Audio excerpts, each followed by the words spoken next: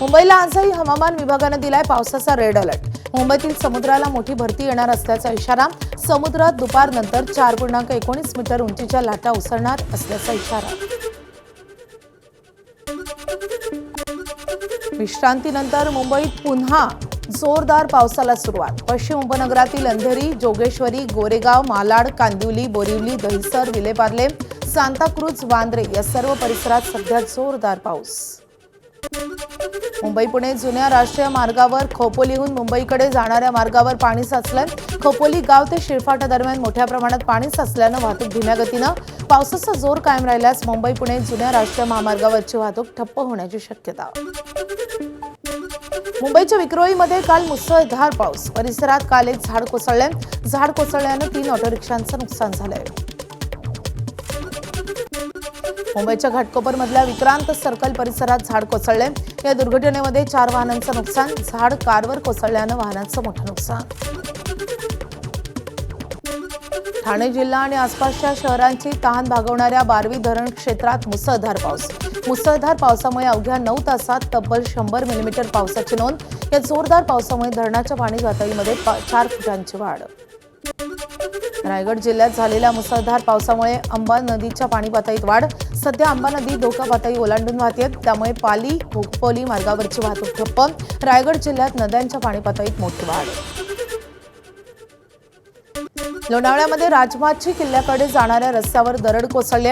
दरड कोसळल्यामुळे वाहतूक बंद। रस्त्यावरून ढिगारा हटवण्याचं काम सुरू। रायगडच्या नागोठणे जवळच्या भिसे खिंडीमध्ये कोसळलेली दरड हटवण्याचं काम सुरू। दरडीसोबत मोठे वृक्ष देखील कोलमडून पडल्यानं वाहतूक ठप्प। दरड हटवण्याचं काम सुरू। पुढील काही तासात हा मार्ग वाहतुकीसाठी खुला करण्यात येईल। रायगडमध्ये रात्रभर झालेल्या मुसळधार पावसामुळे भिसे खिंडीमध्ये झाड रस्त्यावर कोसळले। या झाडासोबत मोठ्या प्रमाणात मातीही रस्त्यावर आली आहे। रोहा ते नागोठणे मार्गावरची घटना। मार्गावरची वाहतूक ठप्प। पावसामुळे भिवंडीमध्ये जलमय वातावरण। जलमय रस्त्यांवर स्पायडरमॅनची एंट्री। मॅनहोल साफ करून नागरिकांच्या मदतीसाठी धावला स्पायडरमॅन। ड्रेनेजमध्ये अडकलेला कचरा काढला हातानं। वाहन चालकांनाही केली मदत। रायगडमधल्या नागोठणे परिसरात सकाळपासून मुसळधार पावसाची हजेरी। नागोठणे बसस्थानक परिसरात मोठ्या प्रमाणावर पाणी साचलंय। रायगडच्या खोपोली कर्जतमध्ये मुसळधार पाऊस। खोपोलीतील काही सखल भागात पाणी साचलंय, तर जनजीवन विस्कळीत झालंय। खोपोली शहरासह बाजारपेठेतील रस्त्यावरही पाणी साचलंय। रायगडातील तुफान पावसामुळे अनेक गावांचा संपर्क तुटला। माणगाव तालुक्यातल्या इंदापूर बाजारपेठेशी जोडणाऱ्या वाढवल, पानसई आणि मुळगाव, पानसई, मुठवली, भिनाड यासह अन्य 2 गावांचा संपर्क तुटला। रायगडमधील मुरुड, जंजिरा परिसरातही मुसळधार पाऊस कायम। मुसळधार पावसामुळे गोल बंगला, तेलवडे आणि शिगरेमधील गावांमध्ये पाणी शिरलंय। रत्नागिरीच्या खेड तालुक्यामध्ये सकाळपासूनच पावसाचा जोर वाढलाय। पावसामुळे जगबुडी नदीनं इशारा पातळी ओलांडली आहे। नदी पात्राबाहेर यायला सुरुवात झाली असून शहरातल्या मटन मार्केट परिसरातही पाणी शिरलंय। कोकणात सुरू असलेल्या मुसळधार पावसामुळे कोकणातील निसर्ग सौंदर्य खुललंय। खेडमधील प्रसिद्ध असलेल्या रघुवीर घाट परिसरात असलेलं धुकं आणि कडा कपारीतून कोसळणारे शेकडो धबधबे अनेकांचं लक्ष वेधून घेत आहेत। जैवविविधतेनं समृद्ध असलेल्या सिंधुदुर्ग जिल्ह्यातील आंबोलीतील सर्वच धबधबे प्रवाहित। मुख्य धबधब्यासह घाटमार्ग परिसरातील सर्वच धबधबे पूर्ण क्षमतेनं प्रवाहित आणि त्यामुळे पहिल्याच वीकेंडला पर्यटकांची मोठी गर्दी। सिंधुदुर्गमध्ये सतत पाऊस पडत असल्यामुळे त्याचा फटका मुंबई गोवा राष्ट्रीय महामार्गाला। कणकवलीमधील जाणवली इथे पुलावर पाणी साचल्यानं वाहन चालकांना वाहन चालवताना करावी लागते कसरत। महामार्गावरील पाण्याचा निचरा होत नसल्यानं चालकांना त्रास। भंडाऱ्याच्या गोसेखुर्द धरणात पाण्याचा मोठा साठा। धरणातील 27 दरवाजांमधून पाण्याचा विसर्ग सुरू। 1,873 क्युसेक वेगानं पाण्याचा विसर्ग। जळगाव जिल्ह्यातल्या भुसावळमधल्या तापी नदी क्षेत्रात मोठ्या प्रमाणात पाण्याची आवक वाढली। हतनूर धरणाचे 22 दरवाजे उघडले। यातून 48,000 क्युसेकनं पाण्याचा विसर्ग। नदी काठच्या रहिवाशांना सतर्कतेचा इशारा। महाबळेश्वरमधल्या रांजणवाडी इथे वादळी पावसामुळे रस्त्याकडेचं मोठं जांभळाचं झाड कोसळलं। धावत्या कारवर कोसळलं झाड आणि ज्यामध्ये गाडीचं मोठं नुकसान झालंय।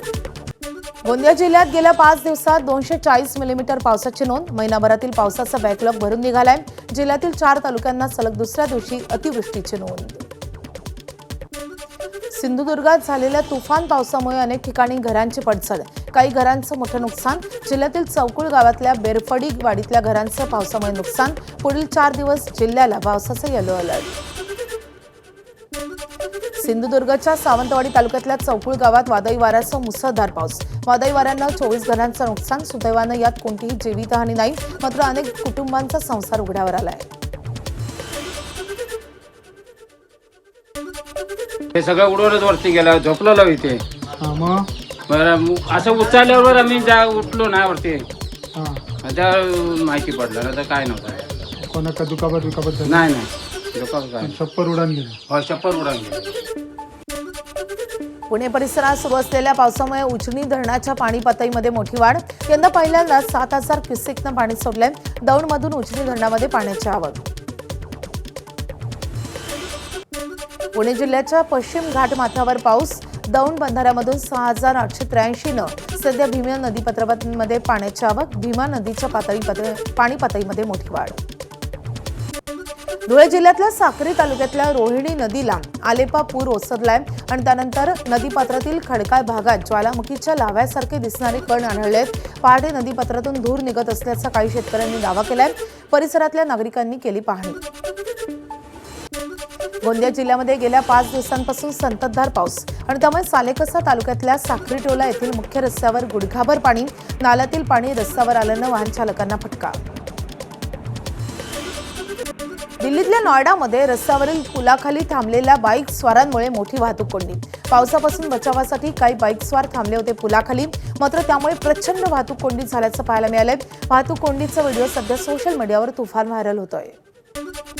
नाशिकच्या सप्तशृंग गड घाटामध्ये दरड कोसळल्यानं काही काळ झाली होती वाहतूक ठप्प.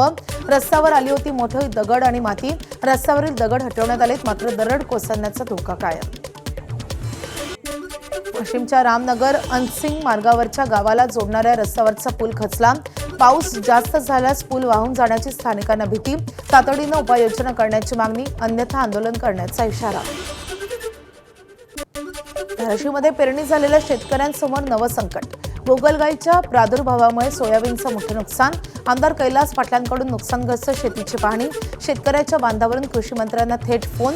तातडीनं पंचनाम्यांचे आदेश. उद्धव ठाकरेंनी बोलावली आमदारांची बैठक. मंगळवारी संध्याकाळी 7 वाजता बैठकीचं मातोश्री इथे आयोजन.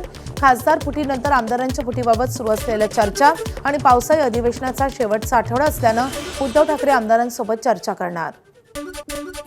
रामाच्या नावानं भक्तांकडून जमा झालेल्या दानाची लूट करण्यात आल्यानं त्याचा संभाजीनगरमध्ये ठाकरेंच्या शिवसेनेकडून आंदोलन करून करण्यात आला निषेध. अंबादास दानवे यांनी घंटानाद करून दोषींवर कारवाईची केली मागणी. शहरातील सुपामीर हनुमान मंदिरात केला घंटानाद. नागपुरात मानसिक आरोग्यावर आधारित सन्मान माइंड वेलनेस या कार्यशाळेचं आयोजन. सरसंघचालक मोहन भागवत यांची उपस्थिती. इतर नेत्यांनी लावली कार्यक्रमाला उपस्थिती. एशियाटिक सोसायटी व्यवस्थापन समितीच्या निवडणुकीत एशियाटिक टुमारो पॅनलचं वर्चस्व. अध्यक्षपदी विनय सहस्रबुद्धे विजयी. त्यांना 506 पैकी सर्वाधिक 349 मतं, तर केतकर पॅनलचे प्रमुख कुमार केतकर यांना 157 मतं. सचिवपदासाठी टुमारो पॅनलचे विवेक गुडगुले विजयी. मराठा आरक्षण प्रश्नी पुन्हा सरकारकडून फसवणूक. आता पुण्यातून आंदोलनाची दिशा ठरणार. प्रसंगी पदवीधर निवडणुकीत उमेदवार देऊ. सांगलीमधील मराठा क्रांती मोर्चाच्या पदाधिकाऱ्यांची आक्रमक भूमिका. प्रत्येक संस्थेला वाढीव निधी आणि संस्थेला निर्णय घेण्यासाठी स्वायत्ता बहाल करण्याबाबत देखील शासन उदासीन आहे असल्याचे दिसून येत आहे. याबाबत सुद्धा सरकारनं तात्काळ निर्णय घ्यावा आणि हा निर्णय न घेतल्यास सामाजिक व राजकीय आंदोलन आम्हाला उभं करण्याशिवाय पर्याय राहणार नाही. अहिल्यानगरच्या मढी देवस्थानच्या जमिनीवर झालेल्या अतिक्रमणाच्या विरोधात भूमाता ब्रिगेडच्या अध्यक्षा तृप्ती देसाई आक्रमक. देवस्थानच्या जमिनीवर अतिक्रमण करून सुळे महाराजांनी मठ थाटल्याचा आरोप. या मठाची जागा कानिफनाथ देवस्थान ट्रस्ट आणि वन विभागाची. पोलिसांनी दखल घेऊन कारवाई करण्याची मागणी. कानिफनाथ देवस्थान ट्रस्टची जी जमीन आहे जी अतिक्रमित केलेली आहे. जे कोणी ट्रस्टी असतील, तिथं जे कोणी ते मठ चालवत असतील, त्या सगळ्यांना माझी विनंती आहे की तातडीनं ते अतिक्रमण हटवावं आणि कानिफनाथ ट्रस्ट जो मडीचा आहे, ज्यांची ती जमीन आहे, त्यांची ती जमीन जी आहे ती त्यांना तुम्ही परत जी आहे ती व्यवस्थित द्यावी. नाशिकच्या मालेगावात SIR सर्वेक्षण सुरू. BLM कडून घराघरात जाऊन मतदार नोंदणीसाठी आवश्यक फॉर्मचं वितरण. पात्र उमेदवारांचं नाव मतदार यादीत राहावं यासाठी मतदारांना फॉर्म भरण्यासाठी इस्लाम पक्षाची मदत. कोकणचे भाग्यविधाते फक्त स्वर्गीय बॅरिस्टर AR अंतुलेच, इतर कोणी भाग्यविधाते होऊ शकत नाही. मुंबई गोवा महामार्गाच्या दुरवस्थेबाबत काँग्रेस आक्रमक. 17 वर्षांपासून काम रखडल्याचा काँग्रेसचा आरोप. जिल्हाध्यक्ष राजाभाऊ ठाकूर यांचा कोकणातील मंत्र्यांवर हल्लाबोल. नाशिकमधील TCS कंपनीतील धर्मांतर प्रकरणातील आरोपी रजा मेमन आणि शाहरुख कुरेशीचा जामीन अर्ज फेटाळला. आरोपींकडून पुराव्याशी छेडछाड केली जाऊ शकते, तसेच पीडितांना धमकावलं जाण्याची शक्यता असल्यानं जामीन फेटाळला. नागपूर जिल्ह्यातल्या रामटेक जवळच्या नेरला गावामध्ये एका घरात नागाची तब्बल 40 पिल्लं. ही सर्व पिल्लं सर्पमित्रांना सुरक्षितरित्या नैसर्गिक अधिवासात सोडून दिली आहेत. सांगलीच्या आटपाडी तालुक्यातल्या शेटफळे गावात चोरट्यांनी वृद्ध महिलेला जिवंत जाळलं. वृद्ध महिलेचा उपचारादरम्यान मृत्यू. रात्री वृद्ध महिलेला जाग आली, त्यामुळे चोरीसाठी दबा धरून बसलेल्या चोरट्यांनी महिलेला जिवंत जाळलेलं आहे. पुण्यातील प्रसिद्ध मथुरा प्युअर व्हेजवर अन्न व औषध प्रशासनाची कारवाई. अन्नपदार्थांच्या चाचणीचे अहवाल येईपर्यंत हॉटेल बंद करण्याचे आदेश. पुण्यातील 7 रेस्टॉरंटवर FDAची धाड. वाशिममध्ये गोवा राज्यातून आणण्यात येत असलेला विदेशी मद्यसाठा जप्त. दारू साठ्यासह वाहन जप्त. दोघांना घेतलं ताब्यात. एकूण 4,85,000चा मुद्देमाल जप्त. राज्य उत्पादन शुल्क आणि भरारी पथकाची कारवाई. पुण्यातील वारचे परिसरामध्ये 4 अल्पवयीन शाळकरी मुलांचा एकाच दुचाकीनं प्रवास. व्हिडिओमधील मुलं ही 6वी आणि 7वीच्या वर्गातील. व्हिडिओ व्हायरल होताच पुणे पोलिसांची पालकांना तंबी. नागपूरच्या धंतोली गावातल्या एकाच कुटुंबातील 5 सदस्य बेपत्ता. या संदर्भात धंतोली पोलीस ठाण्यात तक्रार. पासवानी कुटुंबावर कर्जाचा डोंगर असल्यानं कुटुंब चिंतित असल्याची माहिती. 5 जणांचा शोध सुरू. मुंबईच्या जोगेश्वरी पश्चिमेमध्ये पुन्हा दुचाकी चोरी. बेहरामबाग परिसरात रस्त्यावर पार्क केलेली दुचाकी चोरी. मागील अनेक दिवसांपासून याच परिसरातून दुचाकी चोरीच्या घटनांमध्ये वाढ. उन्नत नाशिक अभियानाच्या अंतर्गत नाशिकच्या मासरूळ येथील पीकॉक हिल येथे कुंभमंत्री गिरीश महाजन यांच्या हस्ते वृक्षारोपण. हरित कुंभ अभियानाच्या अंतर्गत 1 लाख वृक्ष लागवड करण्याचा संकल्प. मंत्री गिरीश महाजन यांच्या संकल्पनेतून वृक्ष लागवड आणि नदी संवर्धन स्वच्छता मोहीम सुरू.